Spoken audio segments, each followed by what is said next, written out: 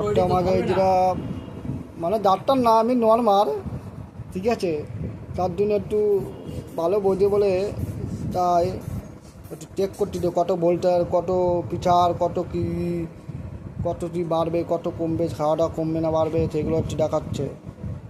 দেখুন আপনারা নিজেকে এইটাও কিনতে পারবেন, নিজেকেও করতে হবে। যারা ডাক্তার ওখানে যদি যাও যেতে নেবে 50-60 টাকা এরকম নেবে, ঠিক আছে। দেখুন কত কী হয়।